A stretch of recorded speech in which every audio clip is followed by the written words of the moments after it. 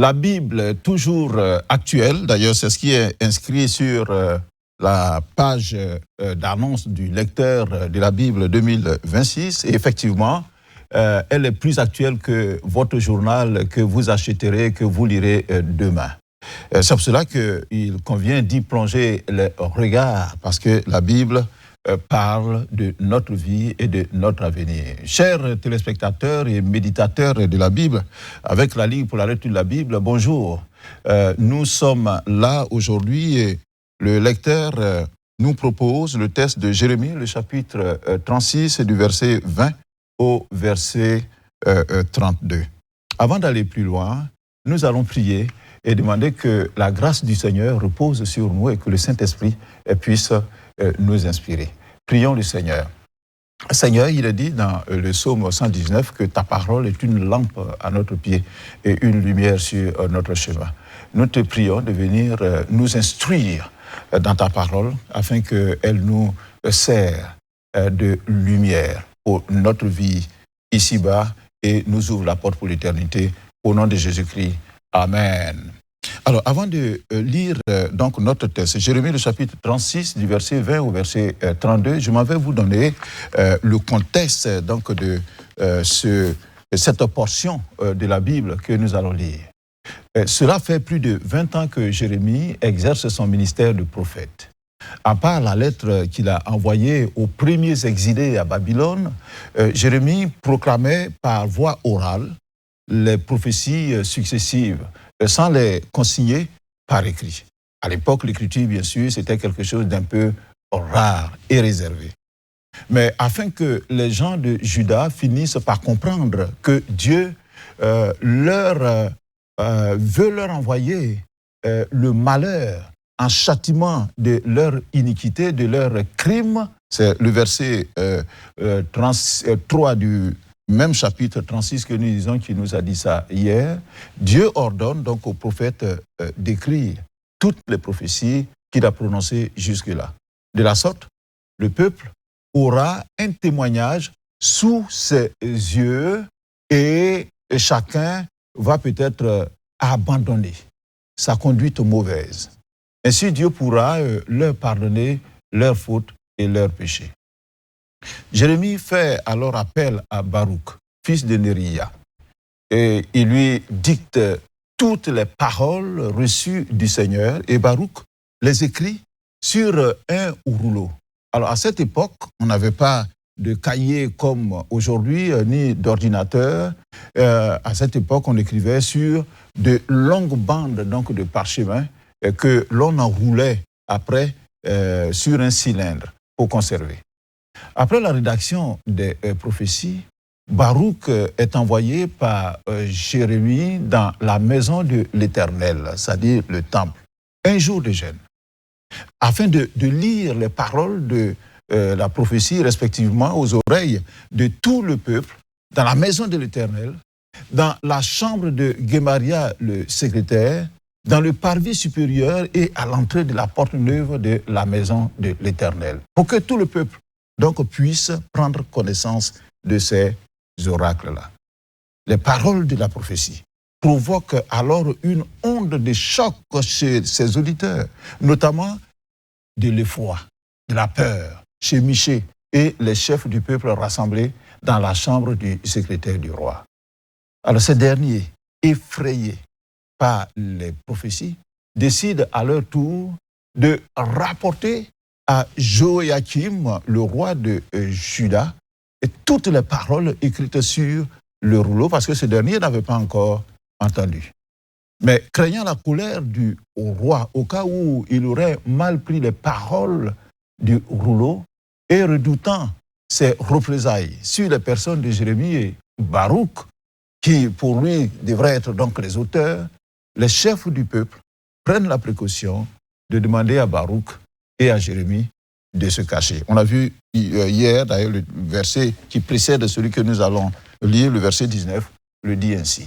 Alors, notre texte de ce jour est la suite de cette histoire du rouleau de la prophétie de Jérémie, le premier rouleau. Jérémie, le chapitre 36, à partir du verset 20, nous allons lire notre texte dans la version Louis II, Et 3 questions nous sont proposées par le lecteur pour que nous puissions, pour nous aider à réfléchir à notre texte. Et c'est la question numéro 2. Est-ce que ce passage m'apprend quelque chose sur Dieu le Père, Dieu le Fils et Dieu le Saint-Esprit? La question numéro 3, y a-t-il un exemple à suivre ou à ne pas suivre? Et puis la question numéro 6, y a-t-il un avertissement? Alors si vous avez votre texte, nous faisons la lecture. Le titre c'est « La destruction du rouleau ». Verset 20. Ils allèrent ensuite vers le roi dans la cour, laissant le livre dans la chambre d'Élishama, le secrétaire, et ils en rapportèrent toutes les paroles aux oreilles du roi.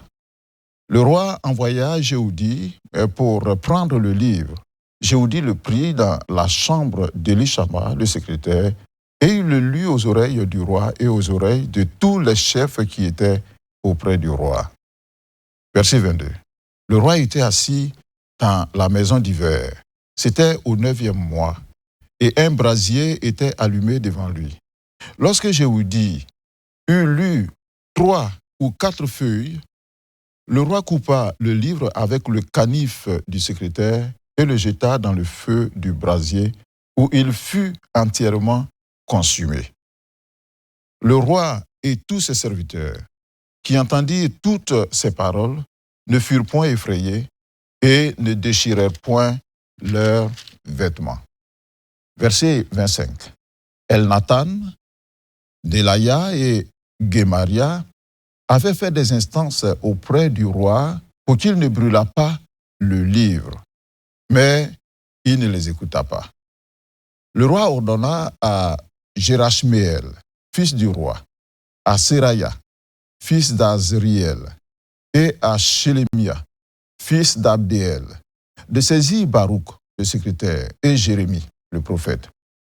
Mais l'Éternel les cacha. Verset 27. Les paroles de Jérémie, la parole de l'Éternel plutôt, fut adressée à Jérémie en ces mots. Après que le roi eut brûlé le livre contenant les paroles que Baruch avait écrites sous la dictée de Jérémie. Prends de nouveau un autre livre, et tu y écriras toutes les paroles qui étaient dans le premier livre qu'a brûlé Joachim, roi de Juda. Et sur Joachim, roi de Juda, tu diras, ainsi parle l'Éternel. Tu as brûlé ce livre en disant, pourquoi y as-tu écrit ces paroles? Le roi de Babylone viendra, il détruira le pays, et il en fera disparaître les hommes et les bêtes.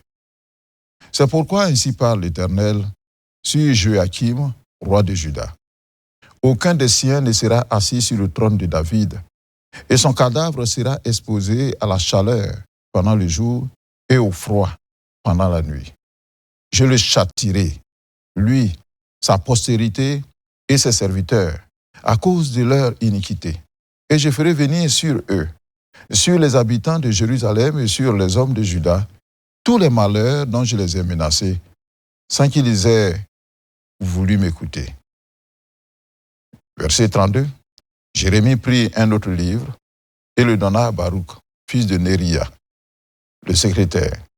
Baruch y écrivit, sous la dictée de Jérémie, toutes les paroles du livre qu'avait brûlé au feu Joachim, roi de Juda. Beaucoup d'autres paroles semblables y furent encore ajoutées. Amen et Amen. La destruction du rouleau de la prophétie de Jérémie. À la fin de cette lecture, de cette histoire, la question qui saute à l'esprit, c'est pourquoi et comment un roi, le plus haut dignitaire du royaume, peut-il agir de la sorte? Alors, nous allons aller, à l'essentiel en répondant donc aux questions que le lecteur nous a proposées. La question numéro 3 notamment. Y a-t-il un exemple à suivre ou à ne pas suivre dans notre texte? Commençons par les bons exemples. Un premier bon exemple que nous pouvons citer à la lecture donc de notre texte, ce sont les chefs du peuple qui ont été prévenants et courageux. La prévenance, c'est quoi? de savoir que quelque chose peut se produire. Et alors on dévance la chose. Parce que conscient de la colère que le roi pourrait manifester à la lecture du rouleau, c'est ce qu'on a vu au verset 20, les chefs du peuple, Elnathan, Delaya et Gemaria, qui d'ailleurs ont été initiateurs d'apporter cette nouvelle au roi, alors les chefs du peuple, ils prennent la précaution d'aller vers le roi dans la cour en laissant le livre dans la chambre d'Élishama, le secrétaire. Et puis ils en rapportaient toutes les paroles aux oreilles du roi. Ils savaient que s'ils allaient avec le rouleau, peut-être quelque chose pourrait se passer. Donc ils ont été prévenants. La Bible nous demande d'être prévenants, de réfléchir, de prier, de dévancer les choses. Et c'est ce qu'ils ont fait. À les mêmes Delaya, Elnathan et puis Gemaria, ils ont été aussi courageux. Parce qu'ils avaient fait des instances. Quand le roi voulait donc déchirer le rouleau et mettre au feu, ils ont fait des instances, c'est-à-dire ils ont fait des supplications au roi pour qu'il ne brûlât pas le livre. Alors, comme ces trois chefs du peuple, nous devons être courageux pour dire la vérité. Bien sûr, avec la forme, parce qu'il faut respecter la personne qui est en face de nous. Mais dire la vérité, donner le fond à ceux dont nous sommes les conseillers. Ne cherchons pas à plaire à l'autorité en taisant en nous la vérité. Ce ne serait pas faire du bien à cette autorité-là. Il faut lui dire la vérité. Alors après, donc, ces deux bons exemples, la prévenance et le courage que le conseiller doit avoir, voyons les mauvais exemples donc, que nous notons dans ce test-là. Un premier mauvais exemple, c'est la défiance cynique du roi Joachim vis-à-vis de la parole de Dieu. Lorsqu'il entend les paroles des prophéties de Jérémie, le roi Joachim ne prend pas le temps d'analyser le contenu, d'en discuter avec ses conseillers et les chefs du peuple qui sont venus donc le voir avec ces paroles-là. Il réagit avec une défiance cynique. Et il découpe avec le canif, avec le couteau, le rouleau, section par après section, et jette ces morceaux-là dans le feu. Alors, cette attitude méprisante du roi Joachim est aux antipodes, c'est-à-dire contraire, complètement à l'opposé de celle adoptée par son père, le roi Josias, 17 ans plus tôt. Josias qui a été un roi super. En effet, il nous est rapporté dans le livre de 2 Rois, le chapitre 22, je vous recommande donc de le lire, qu'à l'occasion de travaux que le roi Josias, c'est-à-dire le géniteur de Joachim, à l'occasion donc de travaux dans le temple, des travaux de restauration du temple de Dieu, l'on découvrit caché dans les reliques le livre de la loi, c'est-à-dire la parole de Dieu.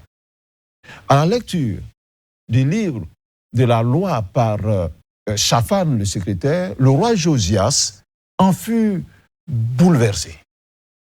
Alors il déchira ses vêtements lorsqu'il entendit les paroles du livre de la loi, notamment ce qui était prononcé contre ce lieu et contre ses habitants. On lit ça dans 2 Rois, le chapitre 22, le verset 11 au verset 19. Le cœur donc touché, le roi Josias s'humilia devant l'Éternel. Il pleura sincèrement et à cause donc de cette attitude, il obtenu la miséricorde devant Dieu. De la sorte, Dieu différa, c'est-à-dire donna un sursis à ce qu'il voulait faire contre donc le peuple et le pays de Juda pendant toute la vie du roi Josias. Mais contrairement à cet acte salutaire, historique de son père, le roi Joachim, ici dans le texte que nous venons de lire, il ne déchire pas ses vêtements en guise donc de repentance, mais il prend le rouleau et il le déchire. Il déchire plutôt la prophétie.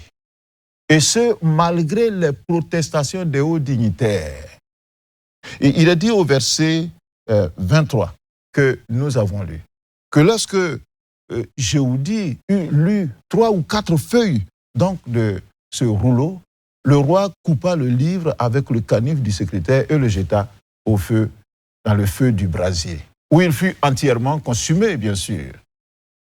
Quel mépris et quelle effronterie grossière d'un roi. La Bible recommande en Apocalypse, le chapitre 1, le verset 3, que heureux celui qui lit, et ceux qui entendent les paroles de la prophétie et qui gardent les choses qui y sont écrites, car le temps est proche. Il faut garder les paroles de la prophétie. Il faut analyser, il faut respecter, mais ne pas se comporter avec autant de mépris comme le roi a fait. Alors, deuxième mauvais exemple que nous tirons de notre texte, c'est l'insensibilité, c'est-à-dire l'imperméabilité du roi au bon conseil. Alors, Proverbe, le chapitre 13 et le verset 13, c'est facile à retenir. Proverbe 13, 13. Dit que celui qui ne tient pas compte d'un conseil le paiera cher. Celui qui n'écoute pas le conseil, qui ne tient pas compte, il va payer ça cher, les gens. Mais celui qui respecte un ordre sera récompensé. Alors, établi roi de Juda, Joachim est le premier leader du royaume. Malheureusement, il n'a pas une bonne disposition d'écoute et d'analyse. Le verset 25 de notre texte le dit d'ailleurs, que Elnathan, Delaya et Gemaria, ils avaient fait des instances auprès du roi. Mais il est dit à la fin donc de ce verset que le roi ne les écouta pas. Voyez-vous, la suffisance d'un leader et son manque d'écoute ont toujours eu des conséquences graves sur l'institution dont il a la charge. Et un autre texte donc de Proverbes, le chapitre 11, le verset 14, le dit bien d'ailleurs, que quand la prudence fait défaut, le peuple tombe. Et la fin de ce verset est aussi très intéressant, Proverbe 11, 14, que le salut est dans le grand nombre des conseillers. Si vous avez beaucoup de conseillers, si vous les écoutez, alors le salut sera dans leurs conseils. Alors, troisième mauvais exemple que nous notons dans notre texte, c'est l'endurcissement et la complicité des proches conseillers du roi, c'est-à-dire de ses lieutenants, on pourrait le dire aujourd'hui. Joachim et ses aides de camp sont tout aussi endurcis les uns que les autres. Ces derniers ne sont pas de bons conseillers, car ils s'alignent d'emblée sur les décisions du leader. Le verset 24 le dit très bien, que le roi et tous ses serviteurs qui entendirent toutes ces paroles ne furent point effrayés et ne déchiraient point leurs vêtements. Alors notons ceci, la contradiction n'est pas synonyme de déloyauté. Je répète, la contradiction dans un débat n'est pas synonyme de déloyauté. En tant que conseiller, l'on ne doit pas chercher à faire plaisir aux gens en leur disant ce qu'ils veulent entendre, mais plutôt à leur dire ce qui est vrai, ce qui est juste, ce qui est constructif. C'est ça que le conseiller doit faire. Alors, bon exemple aussi, je vais du bon au mauvais, bon exemple aussi qu'on pourrait retenir là, c'est l'obéissance à Dieu de Jérémie et de Baruch dans la deuxième partie donc, de notre texte. Ils sont toujours disposés à obéir à Dieu, même au péril de leur vie. Le roi les cherche, le roi veut les tuer, mais ils sont toujours prêts à obéir à Dieu.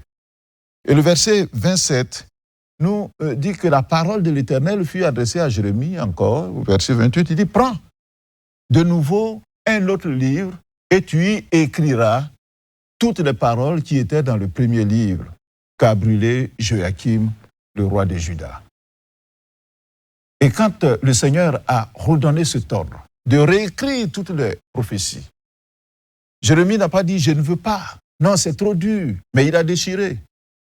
Le verset 32 de notre texte nous dit que Jérémie prit un autre livre et le donna à Baruch, fils de Néria, le secrétaire. Et puis qui a réécrit sous la dictée de Jérémie toutes les paroles du livre qu'avait brûlé au feu Joachim, le roi de Juda. Et puis beaucoup d'autres paroles semblables y furent encore ajoutées. Donc ils ont agi, Jérémie et Baruch, sans rancune, ni découragement. Ils ont obéi à leur Dieu en reprenant le travail détruit par le roi Joachim. Répondons à la question 2 du lecteur. Est-ce que ce passage m'apprend quelque chose sur Dieu le Père, Dieu le Fils et Dieu le Saint-Esprit? Oui. Dieu préserve la vie de ses serviteurs qui lui obéissent. C'est-à-dire Dieu garde, Dieu préserve la vie de ses serviteurs. En effet, lorsque, au verset 26 de notre texte, le roi ordonna à Jérachméel, fils du roi, et à Séraya, fils d'Azériel, et à Jérémia, d'aller saisir Baruch, le secrétaire, et Jérémie, le prophète. Le roi, bien sûr, leur voulait du mal, certainement les tuer. La parole de Dieu nous dit à ce verset 26 que l'Éternel les cacha. L'Éternel les cacha. Il les couvrit. Il est mis à l'abri. Alors que Dieu nous cache de ceux qui nous veulent du mal parce que nous lui obéissons. Et Dieu, il le fait. Il est fidèle dans ses promesses. Alors, répondons à la dernière question. La question numéro 6, y a-t-il un avertissement? L'avertissement que nous pouvons retenir là, dans ce texte, c'est que Dieu punit la défiance. La défiance, c'est quoi? C'est la tendance à lui résister.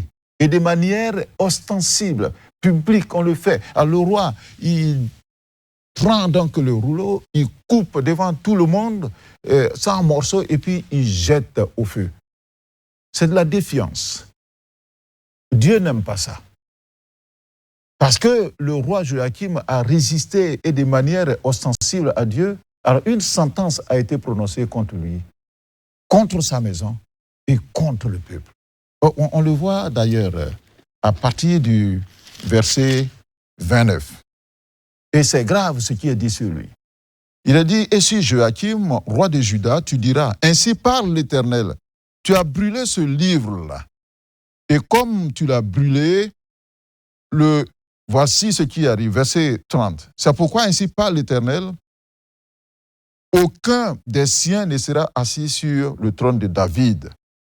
Et ton cadavre sera exposé à la chaleur pendant le jour et au froid pendant la nuit. Je te châtierai, toi et ta postérité et tes serviteurs, à cause de vos iniquités. Je ferai venir sur vous, sur les habitants de Jérusalem et sur les hommes de Juda, tous les malheurs dont je les ai menacés sans qu'ils aient voulu m'écouter. Voilà ce qui va lui arriver pour avoir résisté à la voix de Dieu.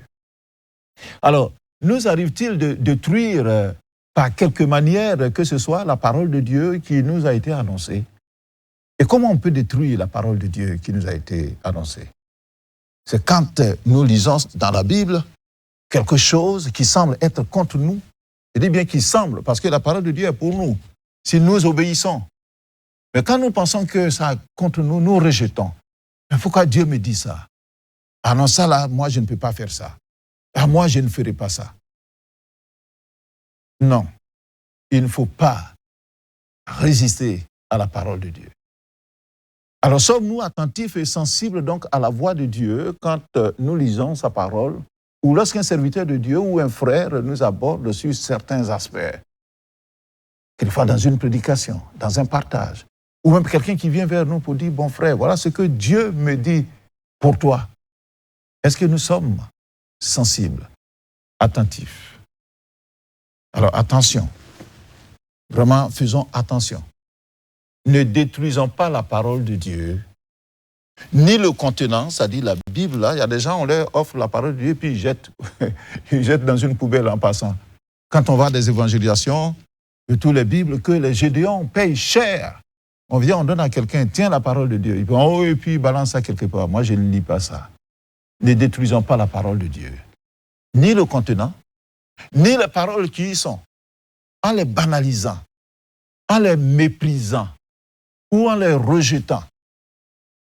En effet, un acte qui peut paraître insignifiant à vue d'œil, on dit, oh non, moi ça là, ou qui peut avoir des conséquences très graves sur l'avenir d'un grand nombre, de tout un peuple. Alors retenons cela dans notre méditation. Ne soyons pas effrontés jusqu'à aller refuser la parole de Dieu, la prophétie, le message qui nous est annoncé, en agissant donc comme le roi Joachim. Voilà, notre temps est épuisé. Merci pour votre écoute. Je vous invite donc à répondre à la question A. Quel est le verset qui m'interpelle le plus? Et puis, pour ma prière, la question B. Y a-t-il quelque chose que Dieu me montre? Peut-être que je n'ai pas été assez attentif à sa voix. Peut-être que les conseils qu'on me donne, je n'écoute pas. De telle sorte que je tombe dans des erreurs. Celui qui n'apprend pas l'histoire ou qui n'écoute pas, il fait de grosses erreurs. Que le Seigneur nous garde. Prions ensemble le Seigneur. Seigneur, préserve-moi de toute défiance vis-à-vis de toi et prépare mon cœur à être sensible et réceptif à ta voix, à ta parole. Donne-moi d'avoir une bonne écoute et du discernement pour les conseils que je peux recevoir et de toi et d'autrui. Comme Jérémie et Baruch, je veux être obéissant même au prix de ma vie. Même au prix de ma vie. Aide-moi à avoir cette disposition intérieure et avoir le courage de le faire. Merci de ce que si je le fais, si je suis obéissant, tu es toujours avec moi et tu préserveras ma vie du danger. Merci au nom de Jésus-Christ. Amen. Voilà, vous pourrez retrouver le commentaire du lecteur à la page 46. Et demain, n'oubliez pas, même heure, même fréquence, même télévision, Espérance TV, nous vous retrouverons. Ce sera un autre test, une autre bénédiction. Le Seigneur vous bénit. Shalom.